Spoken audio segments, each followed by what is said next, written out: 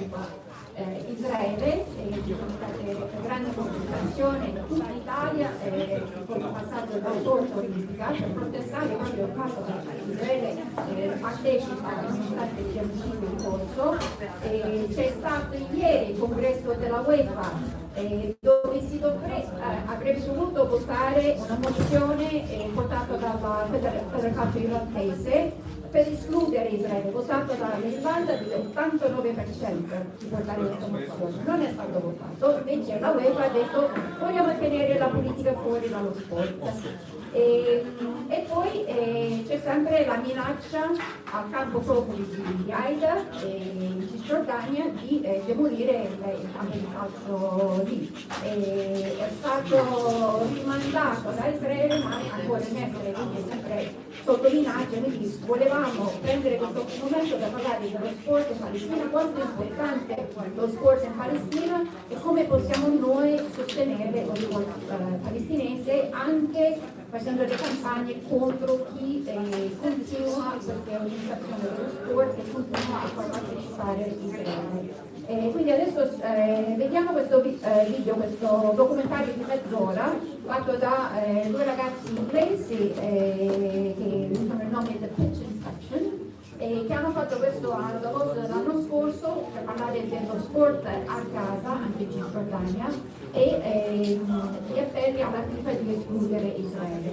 Quindi se vediamo questo, poi abbiamo due collegamenti con Neri Calvelli che ci parlerà della situazione a casa e poi direttamente dal campo profughi di Haida per parlare sia di quello che succede, come la situazione attuale in campo e sia di parlare di questo campo di calcio. E poi parliamo con le realtà sportive romane per parlare del sostegno dello sport alla Palestina. Quindi adesso vi lasciamo al video e riprendiamo con Nicola. Grazie.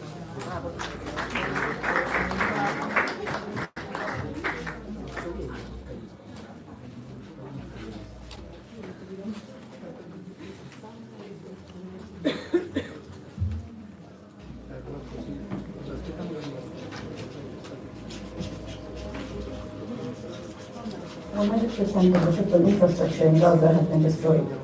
Some stadiums have been completely reduced to rubble, while others are severely damaged and unlivable. There is no facility left untouched. This is a complete erasure of a need that brought joy, competition, and life to Gaza streets. But this destruction of all the facilities in Gaza, this mass killing of players and athletes, the impact of the destruction of Gaza on people's long-term health and physical health and mental health. It's going to have a cataclysmic impact.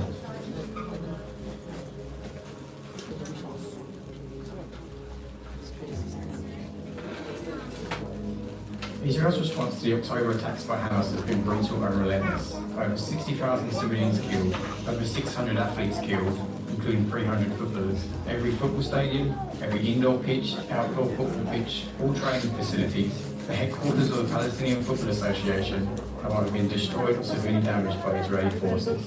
This is a targeted destruction of a century-old football pyramid, part of an undeniable genocide. We are the pitch inspection, and this is the story of Palestinian football, Gaza's vanishing stadiums, and the organisations fighting to hold Israel to account.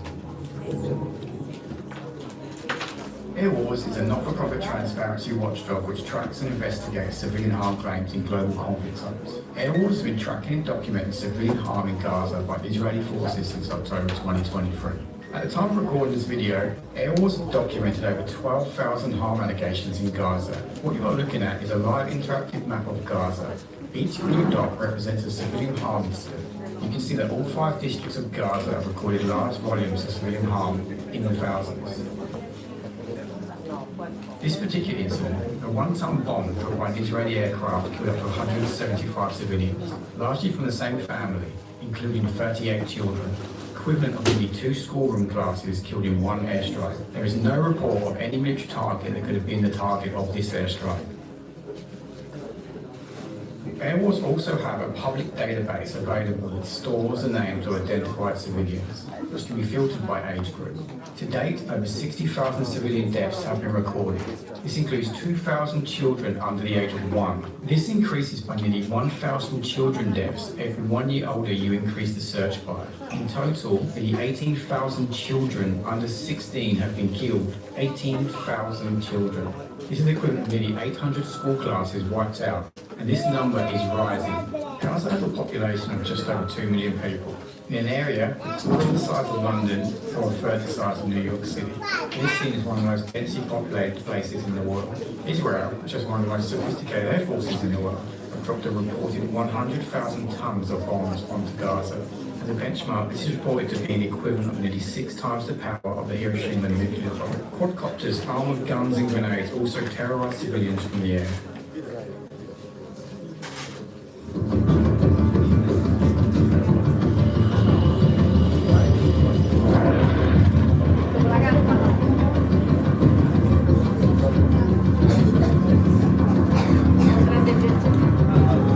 I think I had one of the greatest concerns with the use of the 2,000-pound BLU-117 bomb. This is an enormous bomb that's dropped from F-16 aircraft and it has no guidance system. The use of 2,000-pound bombs over densely populated areas is almost certainly going to cause very high civilian casualty rates.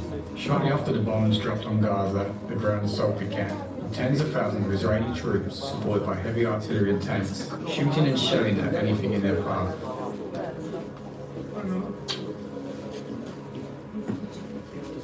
The third phase was demolition, with hundreds of heavily armed bulldozers flattening, digging and carving up what remained. Anything still standing became a target by the end ground-laid explosions. Air-ground demolition on constant rotation, leaving Gaza cut off from the rest of the world. With Israel controlling all access into Gaza, the population was cut off from all forms of aid. Food, clean water, forced into displacement camps, camps which continue to be targeted by air raids. Famine is now a reality.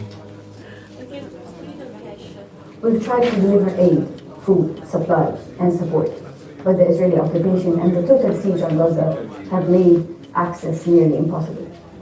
Starvation is now a daily reality. Our staff on the ground continue to risk their lives to deliver what little they can find. At the same time, we are working tirelessly to document every violation, every destroyed stadium, every athlete killed, and every displaced player, so the world cannot say they did not know. No international journalists have been allowed in to report this genocide in plain sight. The Guardian recently reported that UN experts, agencies and aid groups have been warning since early 2024 that Israel is orchestrating a campaign of deliberate mass starvation in Gaza by systematically destroying local food production and blocking aid in violation of international law. The Guardian also went on to say that only 1.5% of Gaza cropland remains. Fertile cropland destroyed by Israel's tanks, bombs and bulldozers. Everything in Gaza is a target. According to satellite imagery analysis, 192,000 structures in Gaza, that's nearly 78% of total structures in the Gaza Strip, have been destroyed or severely damaged. 92% of school buildings in the Gaza Strip have either been directly hit by airstrikes or damaged.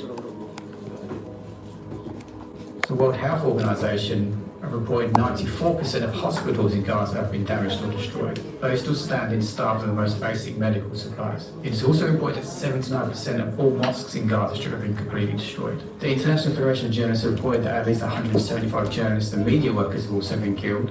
Another target by Israel is sporting infrastructure, in particular that related to football.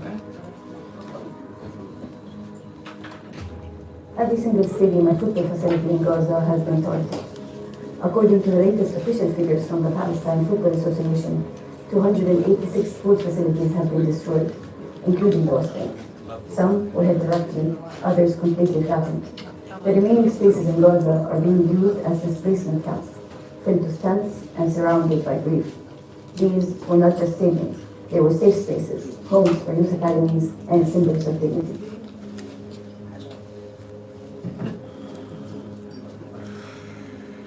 Why is Israel targeting Palestinian sports? Answers to this question can be found in a paper titled The Destruction of Sports Infrastructure in Gaza, written by journalist and author Isam Khalidi. The paper describes how Gaza has long been a centre of sports in Palestine. It goes on to say, it is not only killings, massacres, torture and starvation that constitute genocide.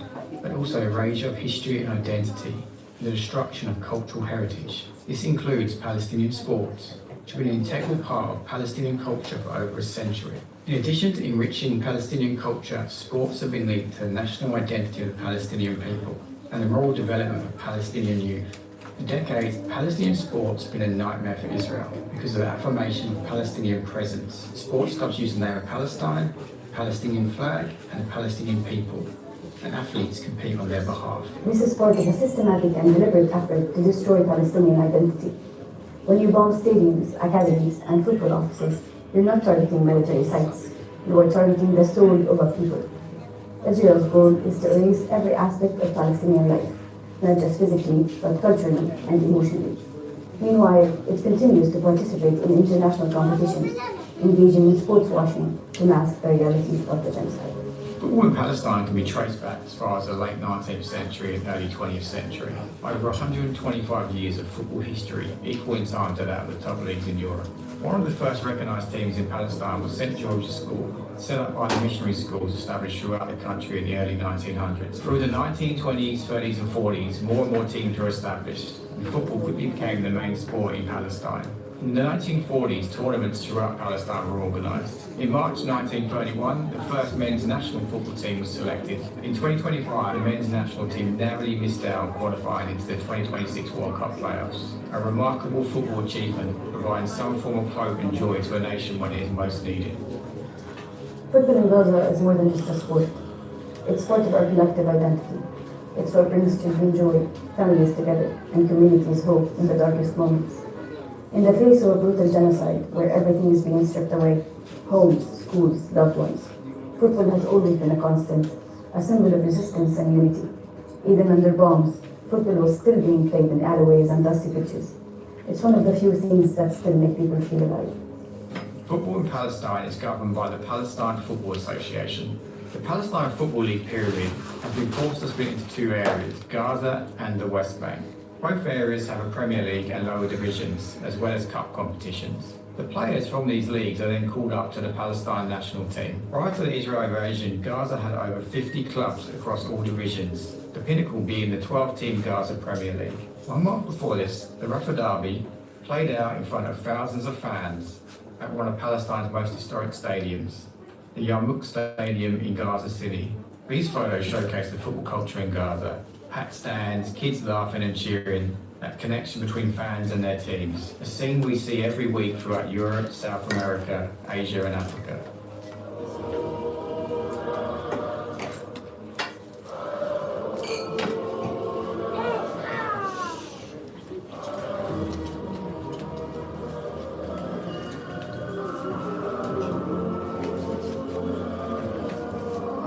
Less than a year later, the same stadium was turned into a detention camp by Israel. Lines of innocent men and boys are seen stripped, humiliated, and paraded by the IDF. Some positioned under the gold the Israeli flag on full show. Torture at the stadium also reported. Once finished, Israel sent their tanks and bulldozers in to destroy what of the football stadium remains. Bulldozers tearing through the pitch, ensuring it can never be relayed. A theme that is repeated throughout Gaza. A facility that brought joy to thousands of football fans, now a displacement camp, damaged beyond repair, whose football history is now scarred by scenes of a brutal genocide.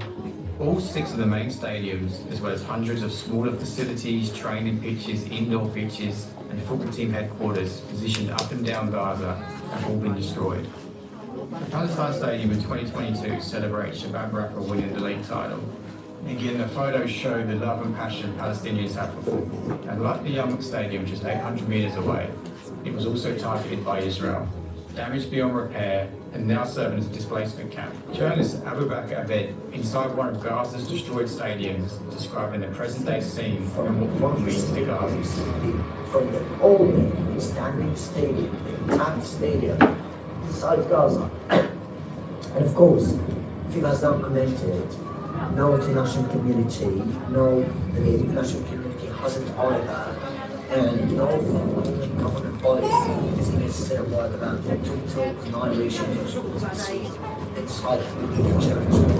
This is war crime, and this is what going to show that Palestinian sports have been laid down. Palestinian sports have played a lot during the genocide, but no one has seen it said. I remember this scene very well, very vividly, before the genocide in Gaza.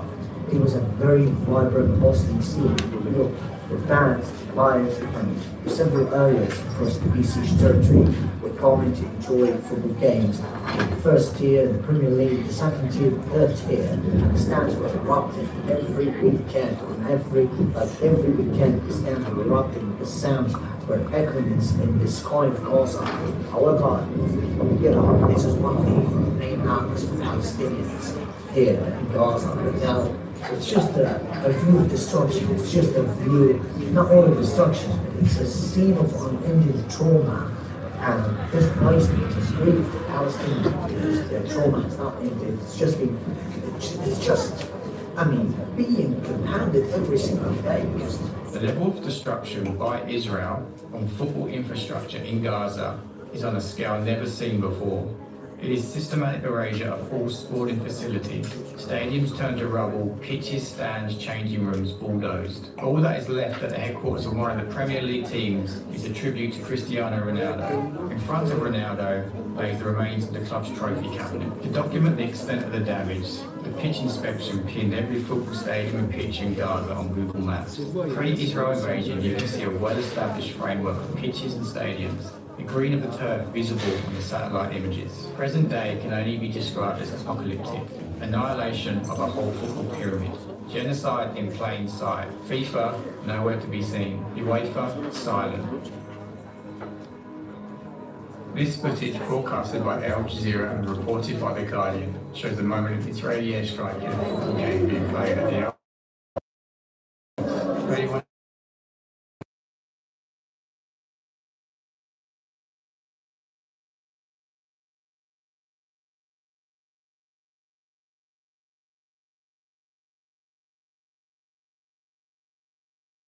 armoured bulldozers have been filmed in many locations, deliberately destroying all forms of infrastructure, like football facilities. The IDS bulldozers are supplied by the US and manufactured by Caterpillar.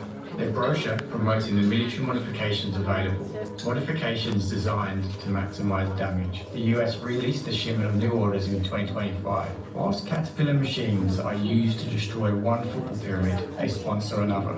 Major League Soccer in the US have a paid partnership with Caterpillar. An advertisement promoting the partnership talk of aligned values committed to building a better, more modern future for soccer. The most disturbing element of the partnership between the MLS and Caterpillar is a promotional video. Within the video, words like crush and flatten are highlighted. Words that perfectly describe what the Caterpillar bulldozers are doing to football stadiums in Gaza. We asked him about the loss of life within Gaza, in particular the deliberate targeting of athletes and footballers by Israel. According to the latest data from the PFA, 600 athletes, including 275 football players. Many were young players and others aspiring professionals. Countless others have been injured. These are athletes who dreamed of playing for Palestine. Now they are numbers in a genocide. Their stories buried under the road. To put the 600 athletes killed by Israeli forces into context, it is more than the largest Olympic team that took part in the Paris Games in 2024, which was the US team of 574 athletes. Now, if we focus on the reported 275 footballers killed and compare that to the average squad size of teams in the English Premier League and Spain's La Liga, it equates to 11 complete squads, 11 squads wiped out. The Palestine Football Association is doing everything it can to notify the footballing world each time innocent footballers are targeted. From children footballers to international icons like Suleiman Boubed, murdered whilst waiting for humanitarian aid. UEFA posted about the death on X, but not mentioning Israel at all. Liverpool's Mo Salah asking UEFA, can you tell us how he died, where and why?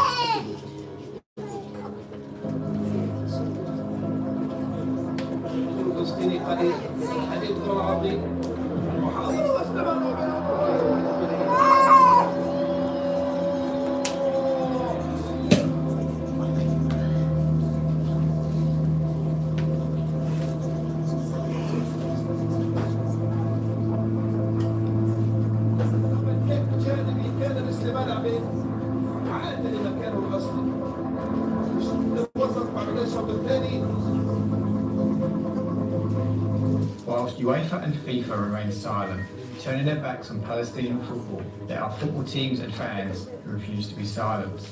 Bohemians of Ireland are one of these teams. There is a long-standing tradition of solidarity between the Irish and Palestinian people.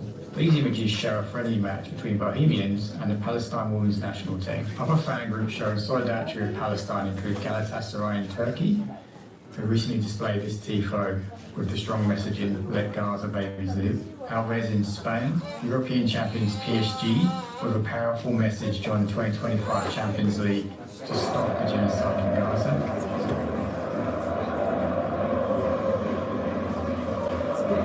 One fan group who refused to turn its back on Palestine is Celtic, instrumental in the campaign to show Israel the red card. How do UEFA respond?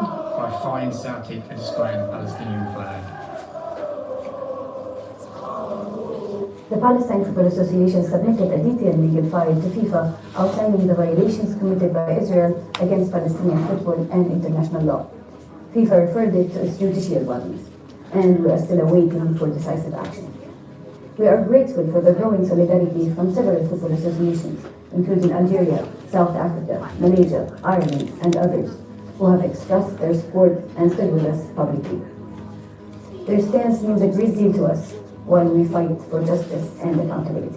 Not only could Israel be suspended or sanctioned for the complete destruction of Gazan football, the Israeli Football Association still is not disciplined for other breaches of the rules that govern the game. We spoke to Nicholas McGeehan, founding co-director of non-profit organisation Fair Square. Fair Square have been supporting the Palestinian Football Association's proposal that FIFA sanction the Israel Football Association in accordance with FIFA statutes. After October 7th and after the sort of IDF operations in Gaza, it became pretty obvious that there were grounds for FIFA to be taking some action against the Israeli Football Association. Now these predate that. It was 2013. The Palestinian Football Association first complained about matches, Israeli Football Association sanctioning matches in occupied territory in the West Bank, and FIFA had done nothing for that for 12 years, really, sorry, 11 years. But then in March of last year, the submitted another complaint to FIFA referring to this issue, the predated the 7th, but also talking about how Israeli actions in Gaza were essentially destroying facilities for Palestinian footballers, and also talking about the issue of systematic racial discrimination. FIFA said they were going to take the issue seriously, and they said they were going to convene some legal experts to look at those complaints. Now, knowing FIFA as we do, I think we were quite sceptical of this claim. It looked to us like what they were trying to do was not take responsibility for the issue and not enforce the statutes, because the FIFA is to enforce the statutes when it comes to the Israeli Football Association. It's a pretty open and shut case in terms of the fact that the Israeli Football Association should probably be subject to, at the very least, suspension, if not expulsion. The evidence to support the Palestine Football Association's proposal for FIFA to sanction Israel is clear and powerful. There is clear evidence breaching at least 3 of FIFA statutes. In Fair Square's report, it goes on to say by holding league matches in occupied Palestinian territory, the IFA is in open contravention of Article 72(1) FIFA statutes, which states that member associations and their clubs may not play on the territory of another member association without the latter's approval. Currently, there is between 6 to 9 Israeli football teams playing football within illegal settlements throughout the West Bank. These teams represented by the red triangles on this map. Using Google Earth, we mapped a number of football facilities being used to host illegal matches and teams.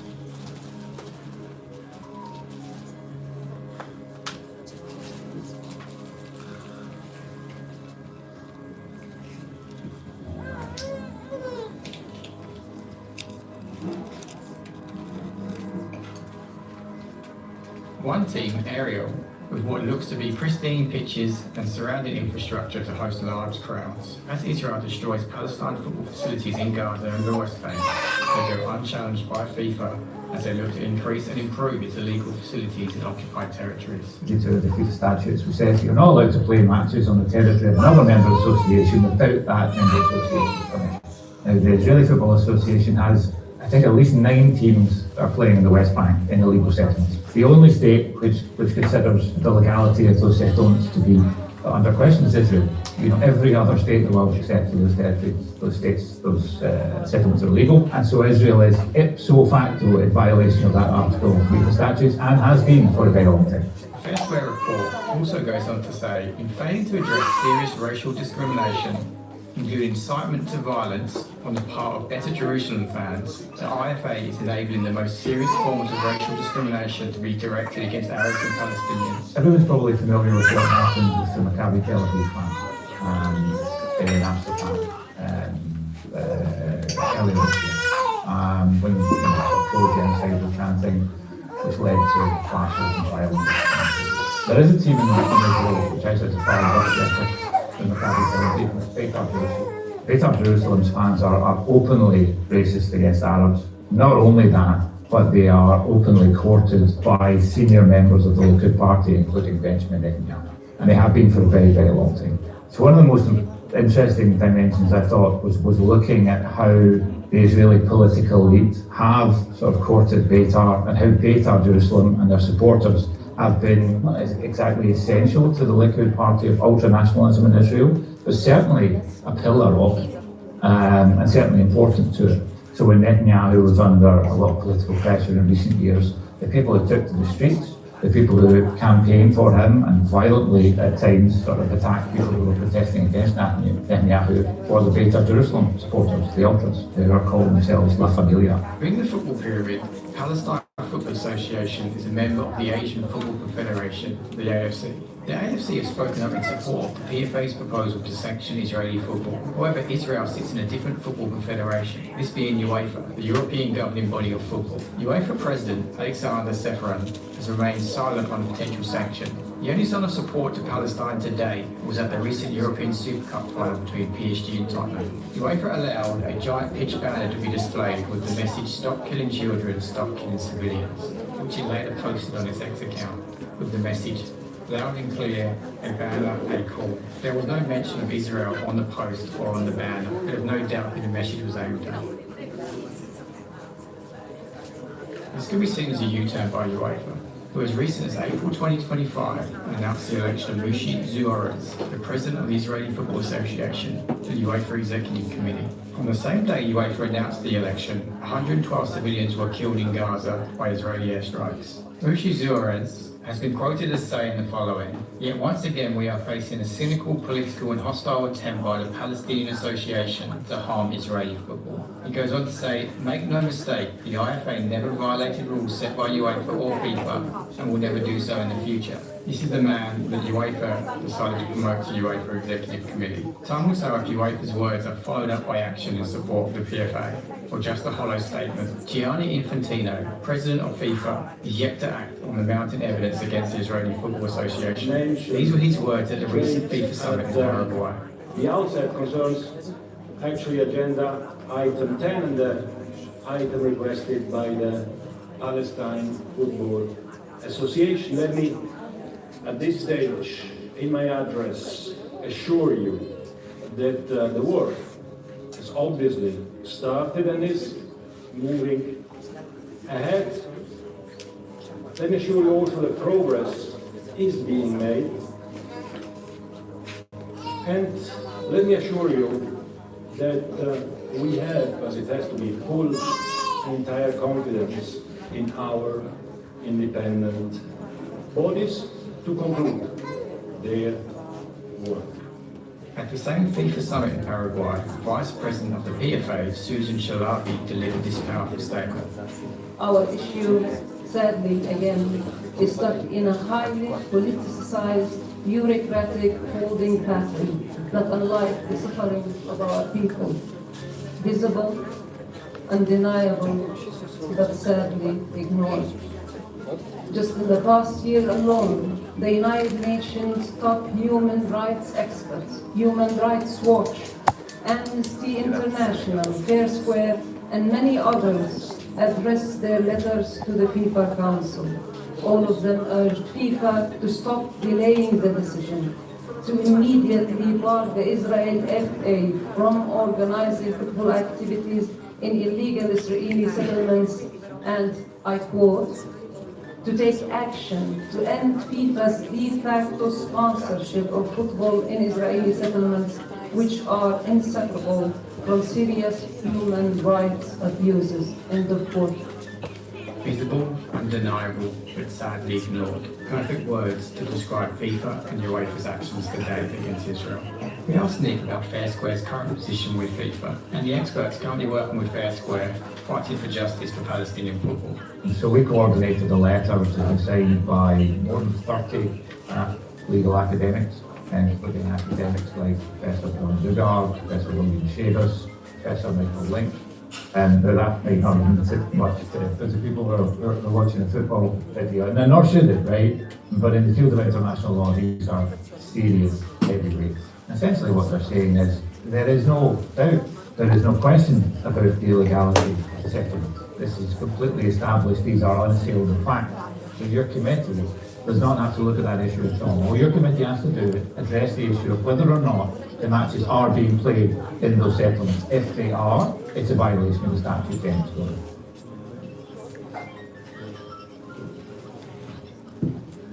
The league is currently on hold, but its spirit is alive. We are in regular contact with club officials, players, and coaches still in Gaza. Many are now living in tents or displacement centers. Some have lost teammates, families, and homes. The genocide has upended everything, but even in despair, they ask about the league, about training, about returning to the pitch one day. That hope is something that no one can buy.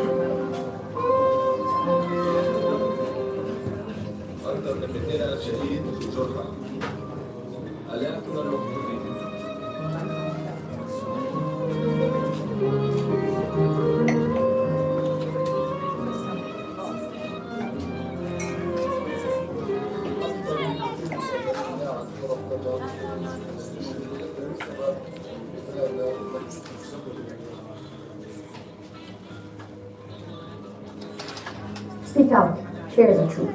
Pressure your football federations, your clubs, and FIFA. Reject normalization and sports washing. And most importantly, use your voice. Football is supposed to unite people. What's happening in Gaza is not a football issue.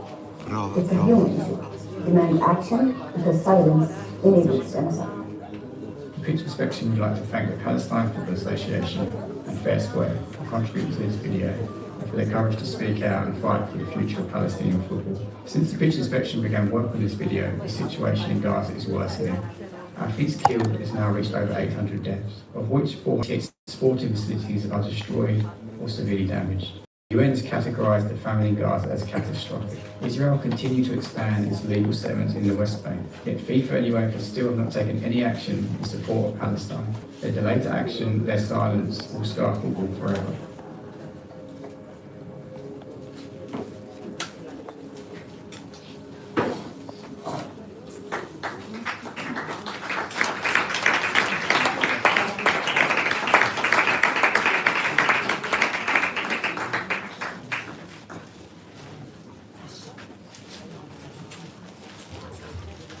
Grazie, dateci un minutino per organizzare il collegamento e proseguiamo.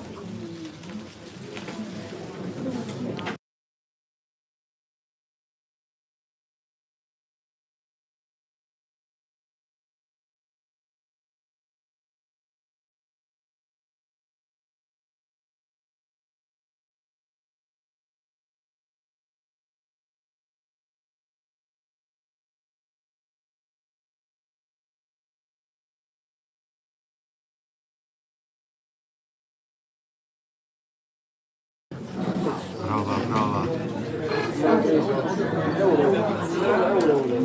Come stai?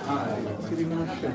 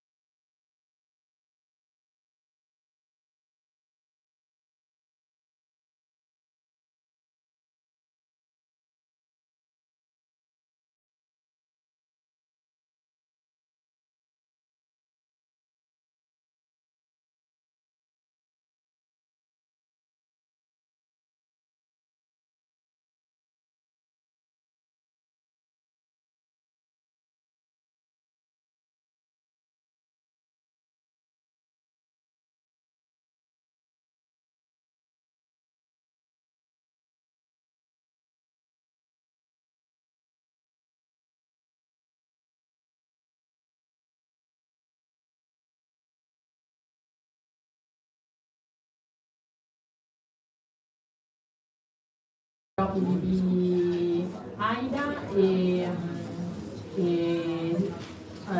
non so se molti conoscono la situazione del campo di football nel campo proprio di Aida, che ha rischiato di essere distrutto dalle forze israeliane. Una grande campagna anche internazionale ha aiutato a rimandare soltanto per il momento la distruzione di questo campo. Adesso parliamo con Mohammed.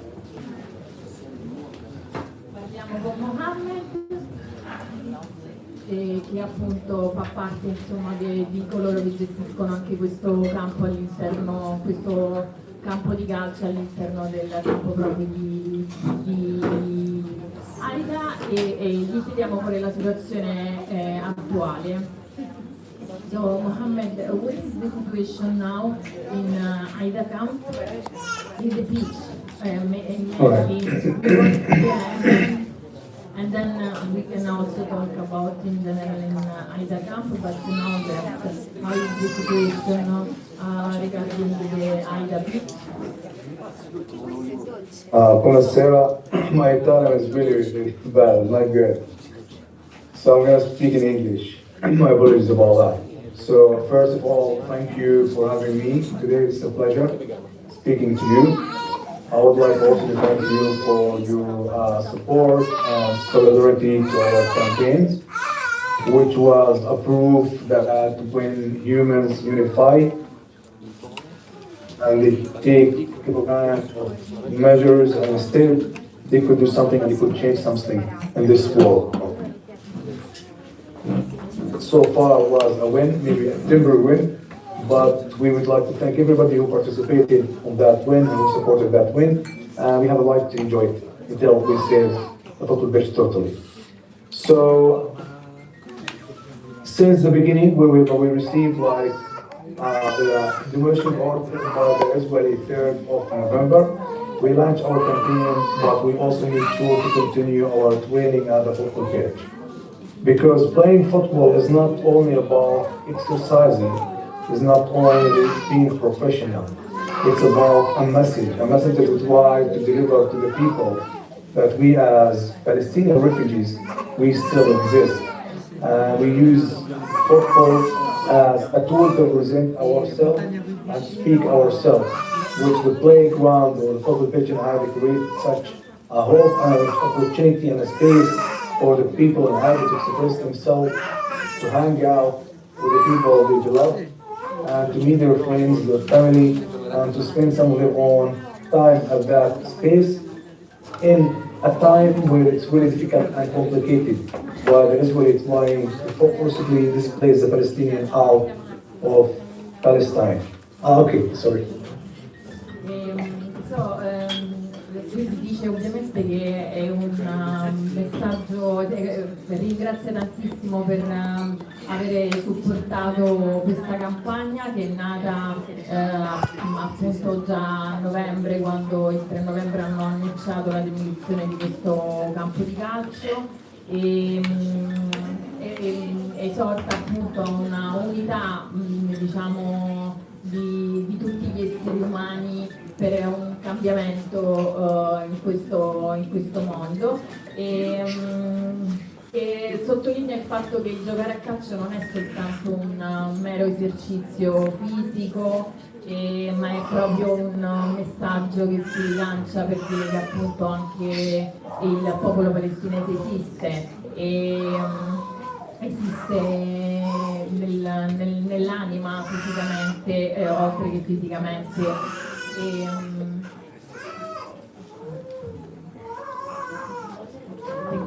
So yeah, the location of the football pitch is located next to the wall to deliver a message to the Israeli occupation that we're still here. And we're gonna challenge the construction of the wall, and the wall won't stop us. And we are going to continue our activity until the wall falls. Secondly, the football pitch also deliver a symbolic message to the people all around the world. It's a piece of the land was rented out by the Armenian church to the children of either refugee camp where they could use it to play football and to express themselves. And this shows like the harmony and the peace and the love that we have it in the city of Bethlehem where Jesus was born. Sì, il campo di football si trovava esattamente proprio accanto il muro, il cosiddetto muro dell'apartheid, che vuole appunto separare, isolare tutta la popolazione che sta all'interno del campo profughi. E ovviamente questo campo quindi dà anche un grande messaggio, un messaggio di speranza, un messaggio di pace e una grande forza all'interno della comunità, all'interno del campo profughi. The current situation about the football pitch, like we were really pleased to see the intervention of UEFA, and they took like serious action. Maybe from my own person, it's like from my personal perspective, wasn't enough what they did, but at least they did an intervention and they reached out to the Israeli and they stopped the demolition of the football pitch temporarily, which was like an achievement for us because Israel were aiming to demolish it like last month, which just give us like more space to work harder on our campaigns.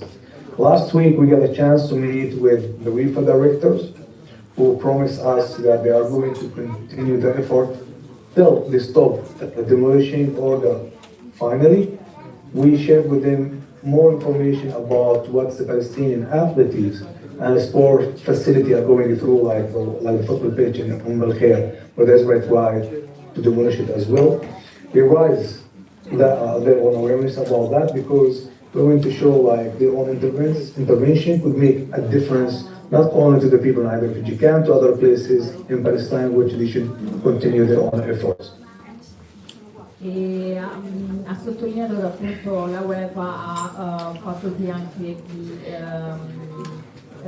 si è impegnata per fermare questa demolizione, ma comunque secondo il suo punto di vista non è assolutamente sufficiente e che bisognerebbe appunto impegnarsi molto di più e che soprattutto ci sono impegnarsi non solo, adesso c'è stato questo caso diciamo esemplare del campo di calcio di Aida Camp, però in realtà in tutta la Palestina e quindi anche appunto in Cisgiordania, nel resto della Cisgiordania o vabbè adesso abbiamo appena visto anche questo documentario su Gaza.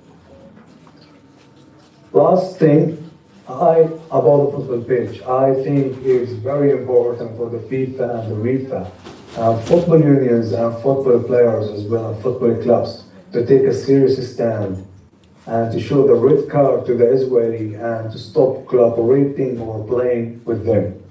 Why? This is not a stance for Palestine, this is a stance for humanity. We shouldn't allow the Israeli to continue their own genocide. We shouldn't support them. We should not accept to normalize their own action through sport or art or any other activities. Therefore, it's our responsibility, all of us as a human being, to stand and to support that cause, because this is about what's right and what's wrong. This is about humanity. This is about like surviving. This is about human rights. This is about dignity and respect to the others. Sì, ovviamente sottolinea ancora di più come sia la UEFA che la FIFA dovrebbero impegnarsi in realtà a esprimersi insomma chiaramente su queste violazioni proprio di diritti umani basilari che c'è quotidianamente ormai da tantissimo e quindi mostrare la red card, il cartellino rosso ad Israele ed è un modo a parte a livello appunto sportivo calcistico, ma è proprio un modo per esprimere da che parte stare, e cioè dalla parte dell'umanità e quindi proprio avere evitare violazioni appunto dei diritti umani basilari è una questione di dignità, di umanità, di rispetto.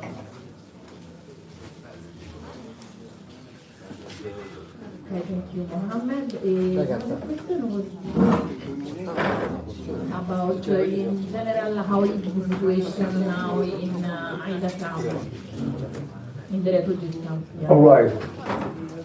So for the people who don't know, like Aida refugee camp, who never heard about it, Aida refugee camp was built by a United Nations agency called UNRWA for 1,200 refugees on 0.07 square kilometer. After like 78 years, over 5,500 refugees live in the same amount of space where the camp was built at the beginning. The camp was called Aida refugee camp because a generous Christian lady welcomed and hosted the refugees when they came to the camp in 1949, 1950. She provided them food, blankets, water, so the refugee wanted to glorify her for her kindness and generosity, and this is why we call the camp Aida. Aida, like the rest of the Palestinian refugee camp, suffer from different main issues. The main issue that we suffer of is the Israeli soldier violence. Speak about shooting with live ammunition, tear gas canistry, plastic wrappers, night raids, the arrest, the construction of the wall. All of these actions aiming for one thing, to forcibly displace the refugee from Aida. Beside the Israeli occupation, assault and attacks, the camp is overcrowded, there is no privacy, and unemployment rate, unfortunately, is really high because the Israeli took all the permit away from us, so we're not willing to go and to work in Jerusalem anymore. There is no tourism because of the war in Bethlehem. As you know, tourism are the main industry where all the city depends on it. And third, Israel putting so much pressure on UNRWA to decrease on services, like when they came and they went to the head office in Jerusalem, and they also put so much restriction on receiving funds. So now UNRWA only working on the refugee camp for 4 days instead of like 6 days, which all projects got affected. We speak about medication, healthcare, relief services, greater job opportunities, education, sanitation, all sorts of services that UNRWA providing. There is a huge pressure on the Palestinian Authority where the Israelis refuse to give us our money, and therefore, like the Palestinian teachers, doctors only work 3 days a week because the PE are not willing to pay them full salary. So all of these actions, all of these kind of pressure, the Israel aiming in behalf of it to forcibly transfer the Palestinian from West Bank. So they try to create all sorts of hardship and to make the life living impossible for you as a Palestinian to live there. So and this is why we have to face it in any way that we could.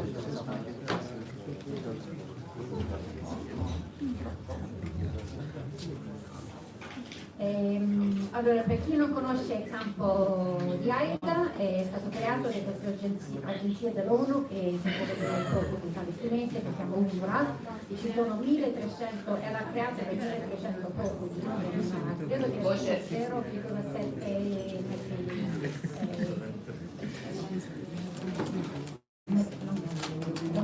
chilometri quadri. E ora sono invece 5.500. Il nome viene da una signora cristiana che aiutava i palestinesi con Haiti, il nome Aida. Le questioni principali sono l'esercito israeliano che entra sparando munizioni vere, anche lacrimogene, il muro che attraversa il campo e tutto quello volto a lasciare il campo ai palestinesi. C'è la sovrappopolamento, mancanza di privacy e mancanza di posti di lavoro, non ci sono permessi da Israele per lavorare a Gerusalemme, ora con genocidio a Gaza non c'è turismo e Israele taglia i fondi alla UNRWA. E quindi ormai i medici lavorano solo 3 giorni a settimana E tutto questo per costringere, convincere i palestinesi a lasciare il campo.